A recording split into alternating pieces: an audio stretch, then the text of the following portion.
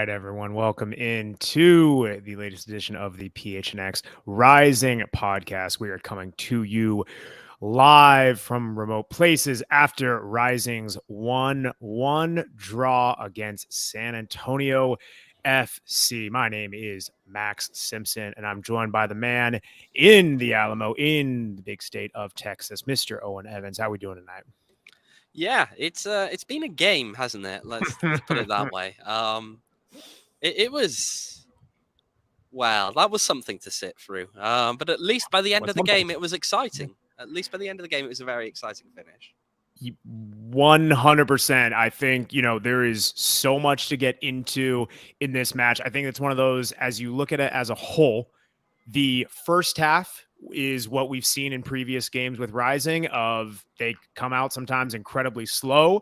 There weren't a ton of chances. The ones that they did have, which were few and far between, kind of flubbed up a bit on those first touches, which let them down and didn't really have any genuine opportunities. And then second half was a completely different story with Danny Trejo coming hot out of the gates in the 49th minute, bagging the opening goal, seemingly out of absolutely nowhere with the silkiest of touches. And then things kind of turned very quickly, not too long after. Carlos Harvey, second yellow card, drawing a penalty. He's out of the match, Rising her down to 10. San Antonio scores the penalty, and then it's just let's bunker and hold for half an hour, and that's exactly what Rising did. That is the simplified version, of course, but kind of considering that, Owen, what do we judge this game? Like, what did we just watch? It was a game. Yeah.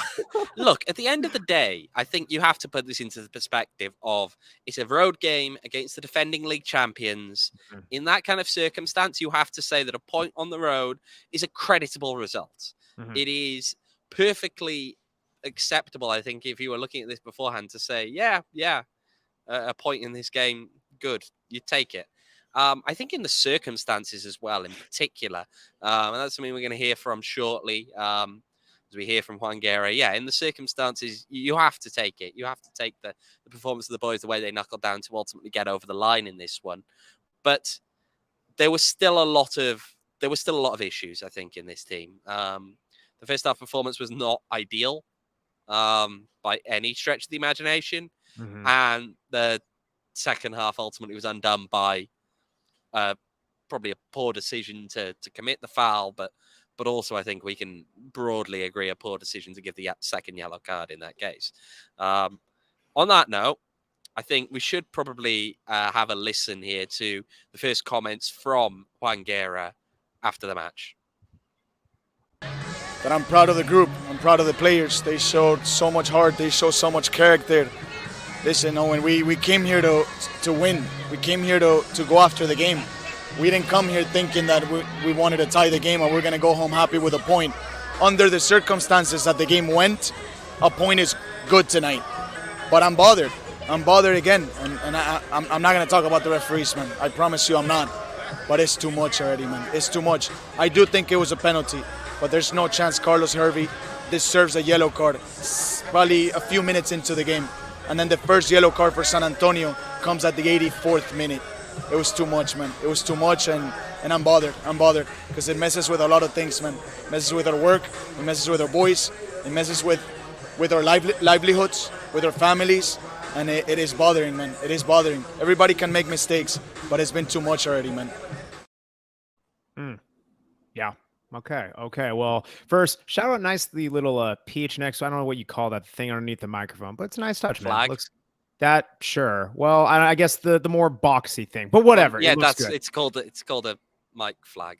Thank you. I did not know that. The more you learn. Well, that looks nice. But the second thing, it is interesting. I want to get your thoughts on, we were talking a bit right before we hopped on, and you tend to agree with Juan's comments on both ends in that, it was a pen, but that the cards were harsh. And I'm curious, chat, please chime in as well while Owen's answering. But yeah, Owen, we'd love to get your thoughts. I think there's I'd go slightly more on the fence, as I'm sure you're going to give me stick for on whether it was a penalty or not. What I will say is this: when you are in that kind of a position as a defending player and you put an arm on the attacker going past you and you maintain that arm on them through the entire phase of play there, and then that player goes down, you've given the referee a decision to make. Yeah. And if that decision goes against you, it's just, I mean, you can't really point the finger too much apart from at yourself. It's not really helpful to put that arm on a player there. Now, on the yellow card front, this is where I'm intrigued by this one. I think that it's a combination of two things. Number one is that it's probably not, well, I mean, it's probably not stopping a promising attack in that case, in my opinion. But even if you were to go down the route of saying maybe it is, you really are going to see a second yellow in the penalty area given for something like that.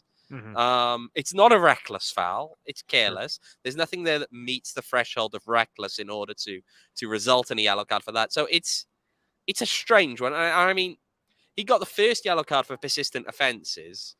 To get then a second yellow card for persistent offences again would be odd. And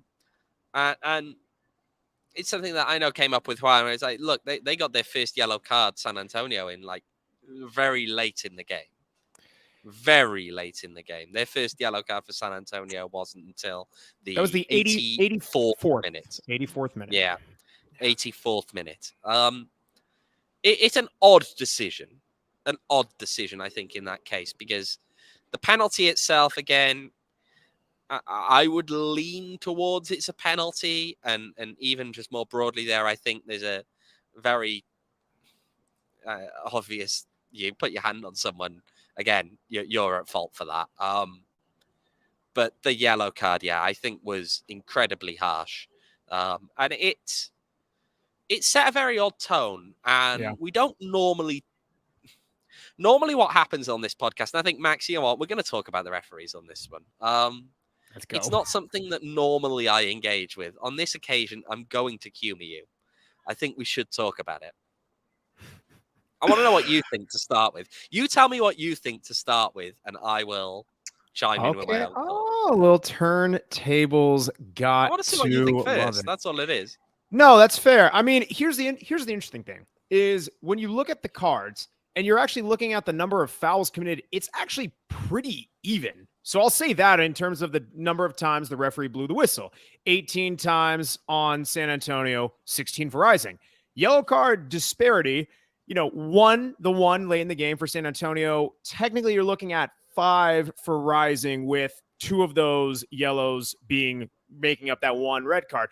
It's a tough look, man, because I think for me, the thing that I kind of riles me up a bit is, a couple of those yellows were for, I believe, dissent, right? One on the penalty for Fuenmayor, and then another one later in the game for Zambrano. And it's tough. It's tough where you see that kind of going on of why can't we have more of a balanced game where guys are just not, I guess, just playing it a bit more fair in that aspect of things. I think it did dictate the game. I think that you can tell, especially that the fans were on top of the ref in the way, and you don't want to say that influences a decision, but man, like, I'd be really hard pressed to say he wasn't giving away a lot of fouls that also it was in the buildup to that penalty where he missed 2 or 3 that, come on, if that's not a foul on San Antonio, I don't know what is. That to me is my biggest gripe, that it wasn't just that it was a bigger disparity in the cards, but it's when the whistle was blown and when it wasn't. That to me, the timing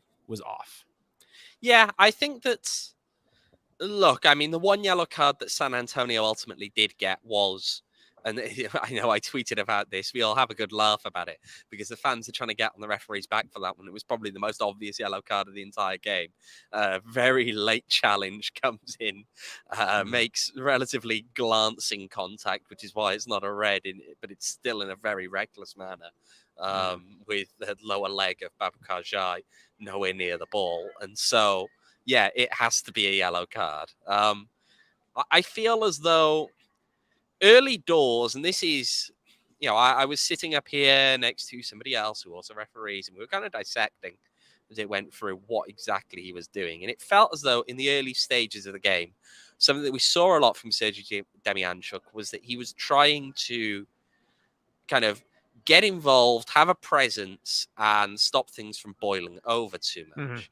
And part of that later on became that there was, I mean, he was calling some very ticky-tacky kind of fouls. They weren't necessarily the most you had to call them kind of fouls, but he was calling them. And I mean, that's fine. That's fine.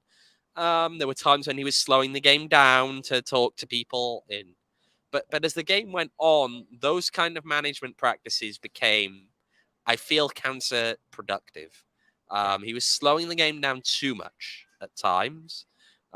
He was getting involved. I think the first time that he got involved, 3 or 4 times, by the way, we counted, where Demyanchuk ultimately used his own physical, he made physical contact with players quite a few times to try and get involved in things. And that's something you don't typically see. Now, it got to the point where early doors, when he did it the once, you see it and think, okay. He's breaking up a potential confrontation there. I can live with it. I can live with how he did it. But as he kept doing it, at times it just felt disproportionate. And I fear that in itself gave way to some of the concerns. Now, a couple of things that happened. I mean, I know someone pointed in there the hands on Zambrano at the end. I mean, the referee in that case, what he has done is said that the trainer came on to see Renzo Zambrano, and therefore Zambrano has to leave the field. To be clear, the trainer did not enter the field of play. So in that case, look, there are moments where, I mean, it just needs to be said, you've got a team of officials out there. People entering and leaving the field of play is something the fourth official should be tracking. And should be paying more attention to. And to me, that's something where the fourth official does need to speak up. And if the fourth official has missed it, there's more problems there. Look, I mean, with the exception of the red card, which of course is the critical match incident, and it's hard to look past that, I feel as though the refereeing was infuriating at times, but it was not decisive in terms of the way that the game went. The problem is that, well, again, the penalty is justifiable. I feel you can make a solid case for why it was given. The second yellow card is tenuous. And broadly speaking, does not match with, I think, how we would expect, how, to borrow a term from the IFAB, how football expects the game to be played. I mean, there were other little things as well. Jose Hernandez clearly wearing something that was against, I think he had some jewelry on or something like that. Yeah, that's what the broadcast he had to take off. Right. But then you get into the silly little things of, like, the player goes off to correct it, and the referee delaying waving him back on to the field of play. And it's silly little things like that that just generally are not helpful. Now, you know what? I'm going to address something in here because the chat are actually spamming it in here. And it's about Danny Trejo being the one that was subbed off when Jose Andres Hernandez comes on. The reason I'm told is that Danny felt something in his leg. They don't think it's anything very serious. But he said he felt like a little tweak, and so they decided to take him off instead of Arteaga in this case.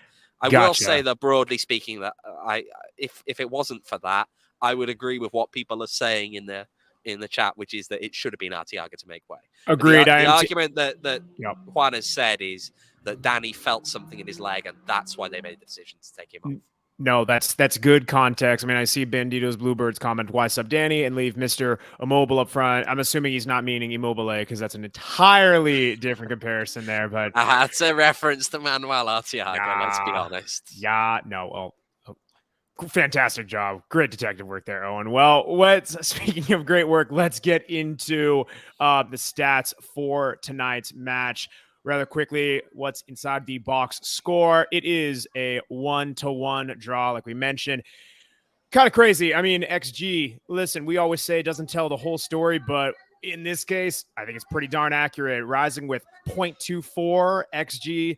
San Antonio with 2.37. Dare I say, Rocco Rios Novo standing on his head a bit at times. Rising outpossessed 44-56.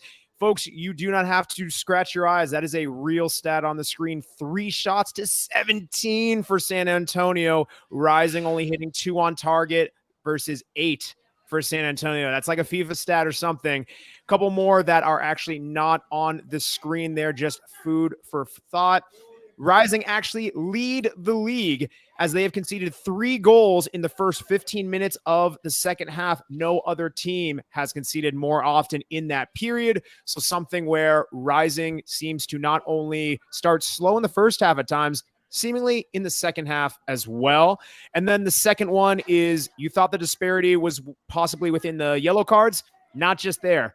9 corners to San Antonio, 0 for Rising. And I'm not even indicative of the way the game was I'm not saying played. that's part of refereeing. I'm not saying that. No, it's nothing to do with the referee. I wasn't saying that. All I was saying is that's another disparity. It has nothing to do with the referee, but I'm just stating a stat that was very heavily one-sided. That is, I was not implying that. But it does go to show that this was something where, again, we look at this game as a whole, and you think, based on how the team played the first half, you're thinking a draw is a good result, but not a good performance. After you watch the last half hour and how this team held in, and I've even seen some people in the chat, I've seen Pat in the chat saying, I don't think they just bunkered back. They actually pushed up a bit and they were trying to go for the win at times. I think if you look at this performance as a whole, knowing how bad Rising started, knowing how they were holding on at the end, and you know that you're going up against, at the time, the West champs, I would say that it's a good result, 1-1 draw. Lots to work on, but I'll take it. Yeah.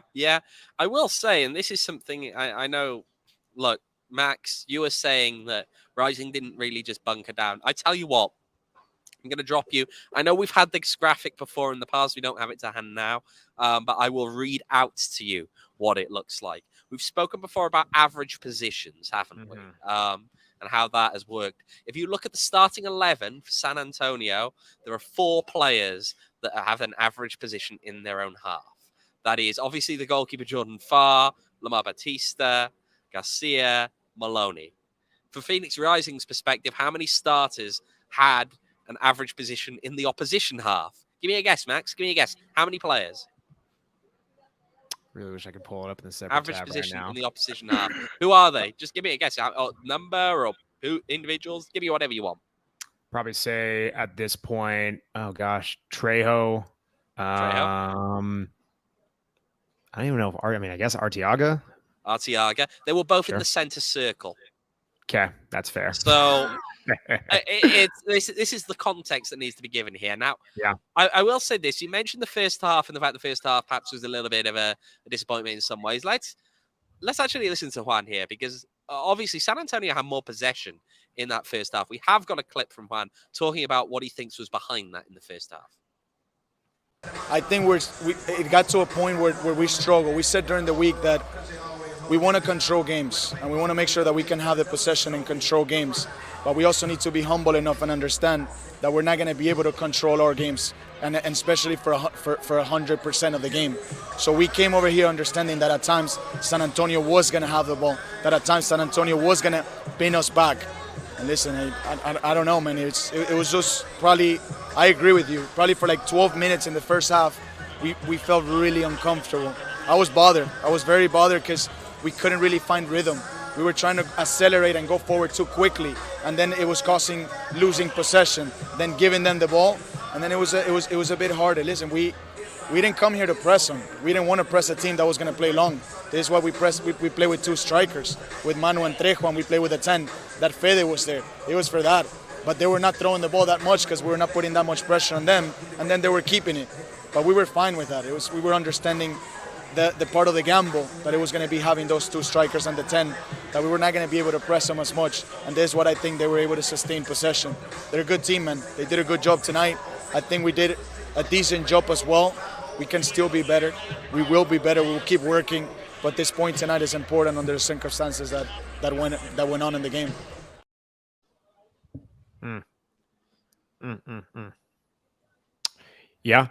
Anything Yeah. You got anything to add to that? Max? I was going to ask you got anything more to add? I feel as though, it was pretty evident that Rising were quite, I think, just frenetic in that first half. It wasn't that joined up. I feel the first half as a whole was not that joined up from either side, really. San Antonio got more shots off, yes, but if you look, the vast majority of their shots are coming in the second half. Yeah. They didn't take that many in the first half, and Phoenix Rising ultimately got one at the very end of that first half.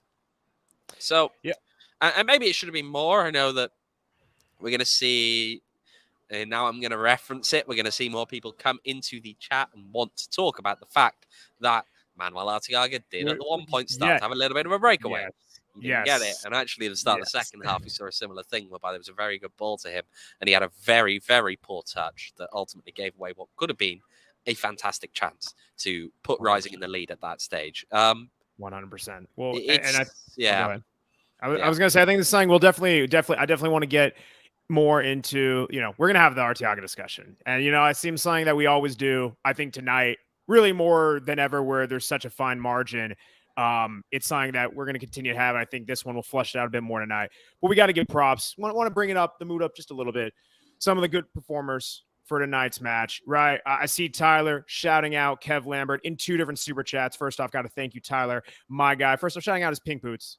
The man looking for sharp, as always. Our captain, our general, as I think people might have calling him in the chat. I don't know if they're no. The general's a reference to somebody else, Max. Fantastic. The general is a reference to somebody else. All right, I'm going to move swiftly past that, but no, thank you, Tyler, for the super chat, and then another $2 super chat with, remember my guy. Hey man, it's another solid performance. You understand who he is.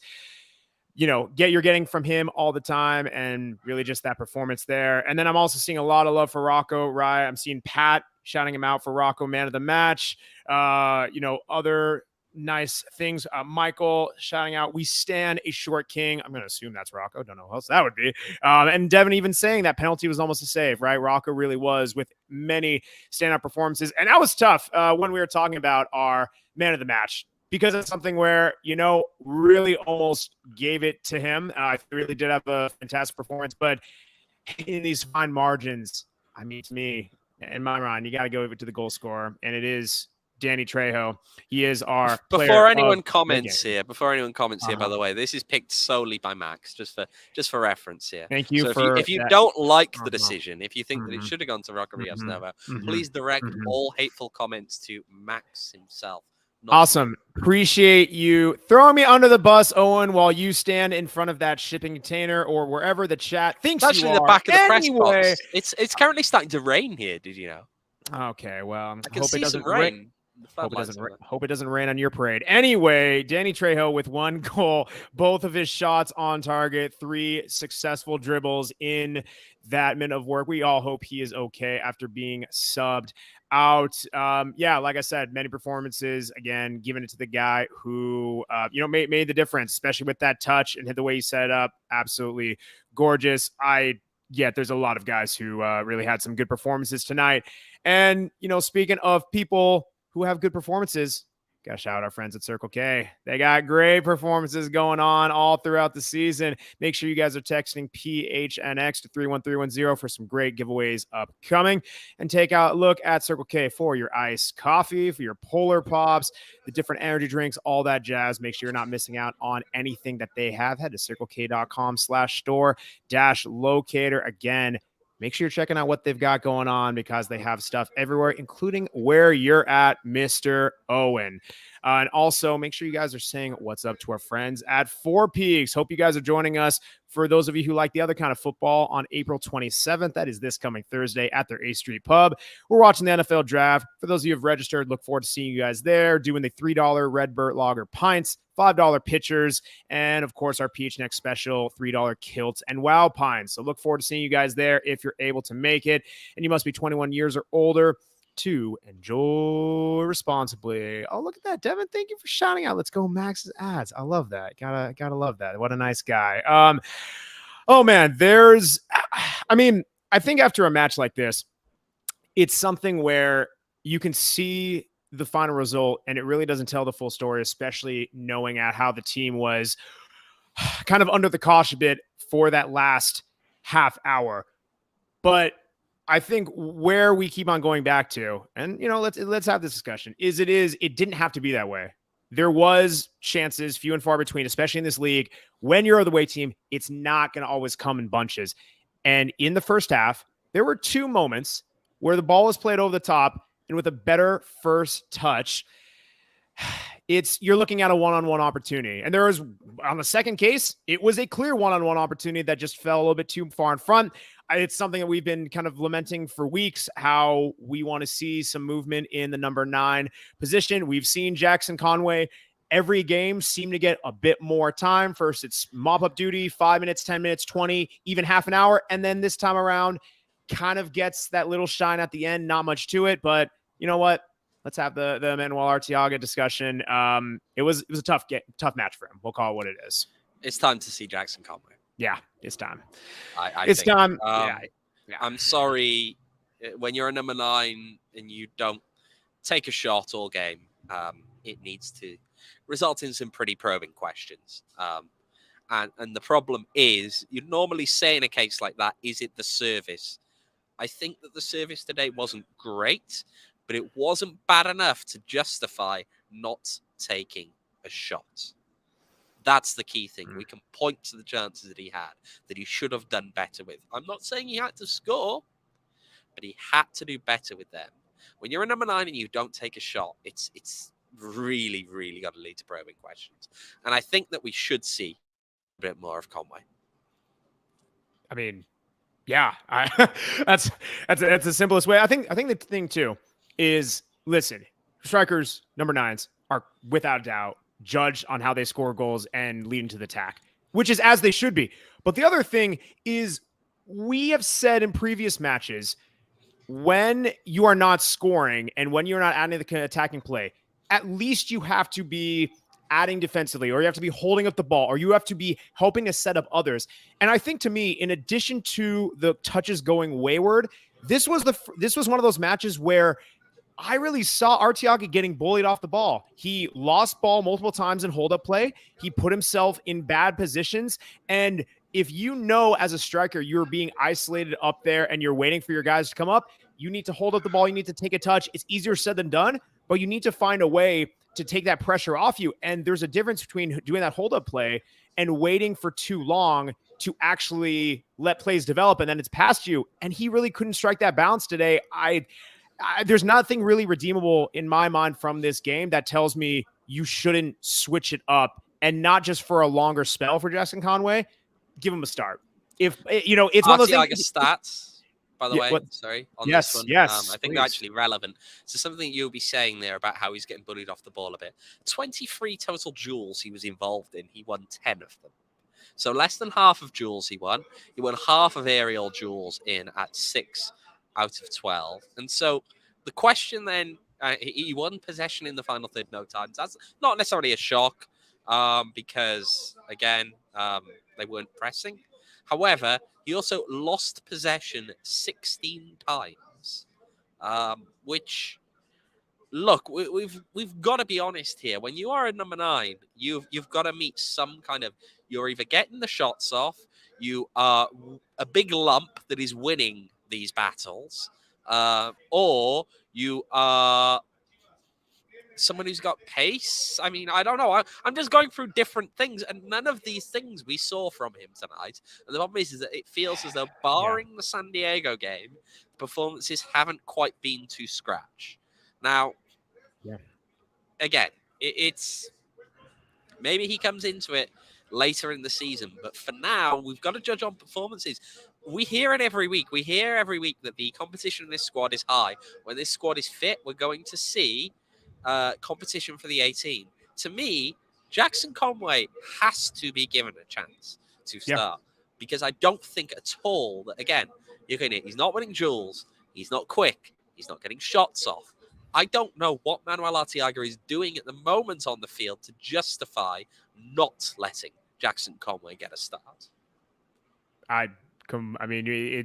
There's only so much I think we can all say without we keep on repeating what we repeat and knowing what we've all been kind of seeing over the last couple of weeks. I think you hit it really well, that there are a couple different profiles of strikers. I think of three right off the bat. There's the one who's going to create his own chance. There's the one that's going to create chances for others. And there's the one who is going to be the lump, as you call him, and be a bit of that poacher play.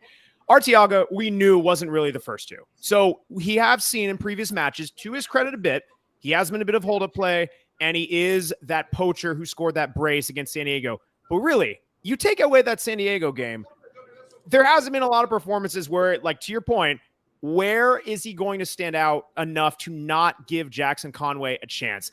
And that's where we haven't seen it. And for people who are thinking, oh, but Jackson Conway hasn't done anything, it's because A, he doesn't have a lot of time, and B, even if he's not doing anything, again, what do you have to lose? What do you have to lose at this point? Like, give yourself an reinvigoration. He is a big body up there with a bit more mobileness. He has a bit more running off the ball.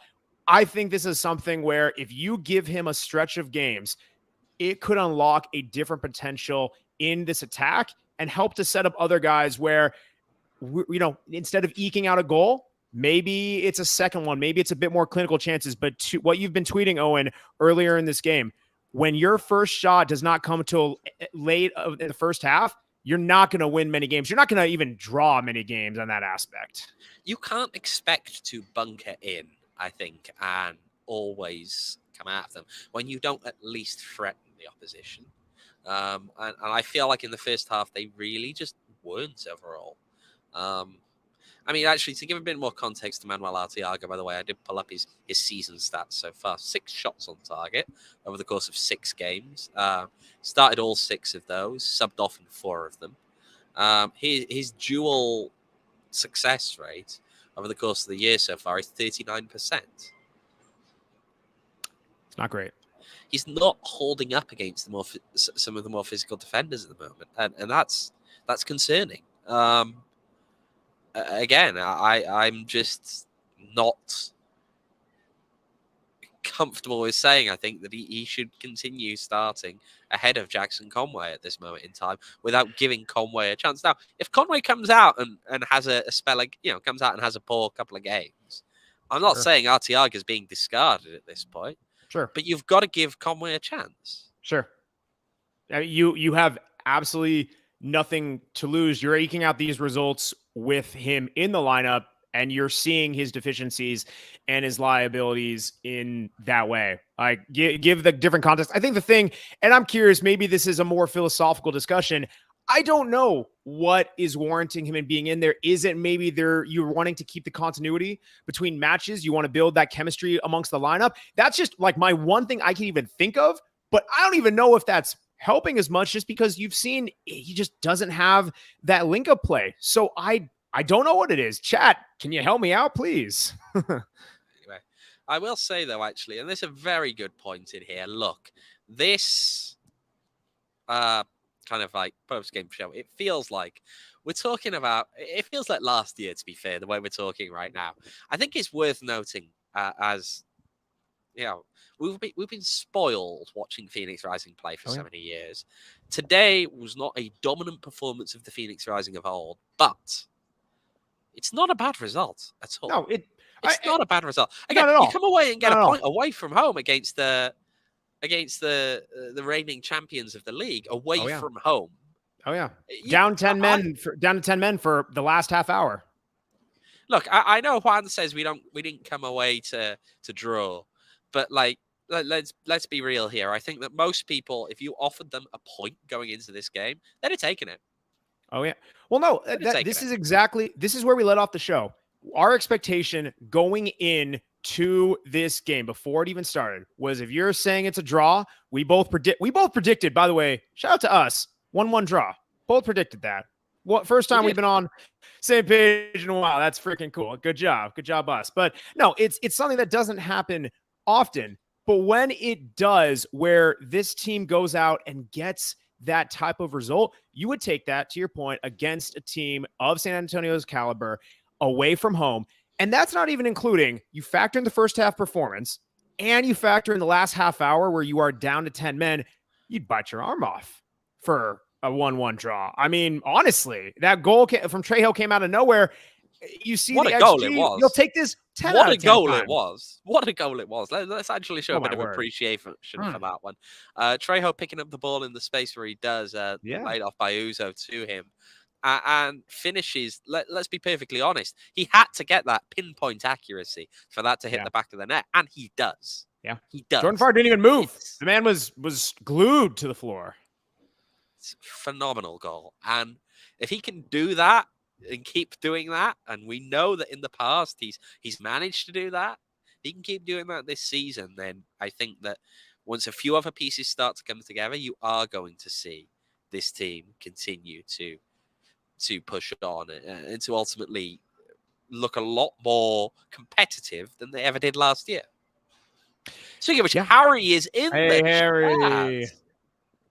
Dude, Harry, we're wondering where you're at. Thanks for joining us. Harry, yeah, while we're chatting, please feel free to drop in your perspective of how you thought this match went. Everyone showing Harry some love. Well, yes, kudos to you, Owen, for shouting out Trejo's performance. Some you might, say man of the match material, but hey, when I drew that, apparently people thought it was crazy. They thought I was taking some OGs or something like that. And man, sure wish I was, because that stuff would be freaking delicious. As we all know, people were saying I should combine into like a Polar Pop. That's neither here nor there, but would be tasty. But anyway, we love our friends at OGs. They got all the different types of flavors and strains and all that stuff. The Aquaberry Sleep Edition, the Strawberries and Cream Happy Balance. You already know all the stuff, so make sure you find them at your local dispensary at ogsbrands.com. Again, that's OGEEZ brands.com. Must be 21 years or older to enjoy responsibly. Oh, and you can enjoy it after you embark from really wherever that background is. Again, the shipping container, wherever you're at. But when you get back here, why don't you go on over to Valley Tap Room? I know that today they are doing karaoke till 10 p.m. It depends on when this post-game show ends. Maybe able to slink on over there and play probably one of your favorite karaoke songs, Owen. But you guys got to check out. I hear that Max is going to go sing there now. He's heading out. All right, buddy. All right. Anyway, check out all of the awesome things they got going on. Check out them on Instagram at Valley Tap Room and visit them off the 202 and Gilbert. You go there and Owen is there, which he has done on occasion. I hear he's going to buy you a beer. So why don't you go on and get to it, people? All right. we put them under the name of Max Simpson. That's a weird alias because I'm pretty sure that's identity theft, which is not a joke. But I'm seeing a couple of things actually. Sorry, I'm seeing love thrown Harry's way. We gotta count out that some good stuff over there. Let's see. Harry Rising just has San Antonio's number. San Antonio had chances, just couldn't finish. Man, respect for Harry coming to the chat. It's a 1-1 draw. Everyone's safe. That's fair. Yeah. Okay. You know what? I'm getting a few. Two things that I feel we need to address before we move on. Of course. Number one is, and I've not seen anyone ask this one, Daniel Crutzen. I was wondering that. Yeah. Yeah, you didn't. Did you notice that he was missing? I noticed he wasn't in. Yeah, I noticed he wasn't in the starting lineup, and I'm thinking, my one thought was like maybe it's like rest or something, but didn't really kind of add up. Please enlighten us. Personal reasons. He should be in the squad for Wednesday. Okay, there we go. So there is the update. And the other one, people keep talking about this shipping containery background. I'm just going to say, I'm... There you go, okay? It's not a shipping container. It's the press box. Wow. That's a really nice... I don't know how they painted it to make it look like a pitch in the background. That's pretty cool. This is Orange County in 2020. They didn't have to paint the pitch. Don't worry. Oh boy, that's an old reference. That's a deep dig right there. Goodness gracious. All right. Well, it's we're getting the pulse of this match from everyone. I think the thing that coming back around, there's some holes that need to be filled. I think there's a way where you bring in some of the guys who are missing, like we said, like a, fully fit, fully healthy Fede Varela. You saw you get a nice run out there, got subbed off seemingly due to, I would guess, load management, minute allocation, all that stuff. See him work coming back from injury. Yes. Yes, exactly. Yep. Seeing Crutzen getting back in the lineup, maybe hopefully a refresh, goodness, in the number 9 position. And, this team, it's one of those things where even when you're not playing your best, and far from it on today's match. But you're still able to eke out a result like this. And again, so dang impressive in the last half hour. This could have gotten ugly, especially those chances. I'm thinking like, oh my gosh, man. Like not only like, I mean, shoot, I was hoping we just don't muck it up, but you know what? We'll take it. You live for matches like this because this is where it factors in. You have to take these one step at a time because it's a long season. This result, San Antonio is now in third place in the West on 12 points. Rising is up to 8 with 7 points. And keep in mind, this is with, compared to some other clubs, a game in hand. Now, Orange County right now, if I'm seeing correctly, they're playing what's it called? Sacramento. No, they're not. Orange County are playing Birmingham Legion, Max. Detroit are playing Sacramento. My bad. Whoopsies. Bang. Well, speaking of which, should we run through the results so far today? Oh, yes, please. The results in USL Championship. Indy 11 2, Monterey Bay 3. Charleston Battery 0, Louisville City 0. Colorado Springs Switchbacks 2, New Mexico United 1. RGV 0, Memphis 901 3. That's a big one. El Paso Locomotive 2, Pittsburgh Riverhounds 0. And the two latest scores, both coming towards their conclusion as we go live here. Sacramento Republic 1, Detroit City 0. And Orange County 1, Birmingham Legion 2. The update on Quajo from SE Collective asking here. It is what Juan said was he was hoping that both Quajo and Fede would be ready to go for this game. That's what he said on Thursday. But he also said that if they weren't ready for this game, because it was going to be touch and go, they would be ready for Wednesday. So in this case, I think the assumption here is that Quajo is expected to return for Wednesday's match in the Cup. I know we talked about it a bit on last week's show. We kind of thought that Fede would also be saved for that Wednesday match. Kind of surprised that not only we saw him feature a heavy amount, but start. Yeah. It is perhaps surprising that he featured so much today. But hey, he got a shot, which is... And the way that Rising came out, right? Trejo was not playing as a 10 in the way that he has them before. It wasn't like the two 10s. Fede was more of the 10 there, and sure. The idea was for Trejo to be another forward with Artiaga. So in that kind of case, I understand it. I think it's those minor kind of tactical things that when you put that all together, I get it. Yeah.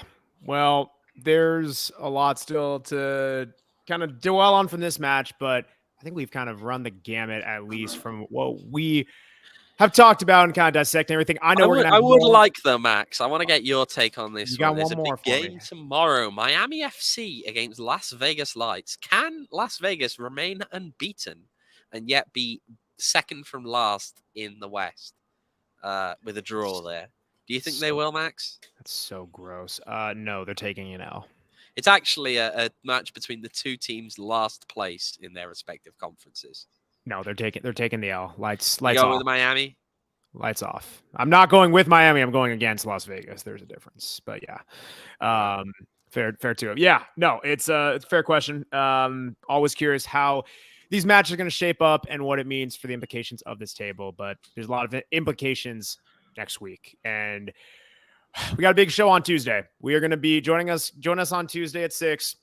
We are going to be further breaking down this match and going into some more of the detail, as we so often do during our post-match show. But then also breaking down this little Open Cup match on Wednesday. I hear it's a big one. And it's a busy week. It's a busy week, actually, as a whole. There's an Open Cup game on Wednesday. There's another league game at home on Saturday. Yeah, they are. And I don't know, maybe we'll even have some extra sneaky little news to drop in as well, Max, at some point during the week. Ooh, sneaky. I think I know what you're talking about. Yeah, maybe we'll have a sneaky news. But hey, on the rail, we appreciate everyone joining us. It's been a night. Thank you guys for sticking with us. Shout out to everyone in the chat. Very active chat as always. lots of shtick going on, giving Owen such a hard time for the shipping container background. Always showing the love to me. We appreciate it. I'm not delusional. You're delusional. But no, join us again Tuesday at 6 p.m. for our usual show. So much to get through this week. And we're onward after that. But you can follow me in the meantime at Max David Simpson. You can follow Owen at OJ Evans 18. You can follow us, of course, at PHNX__rising, because Owen, double the underscore. Double the yellow cards. Damn. Nice. I did not expect that, but also double the fun. All right. Appreciate you guys. Have a great rest of your Saturday night and your weekend. And until Tuesday, see you later.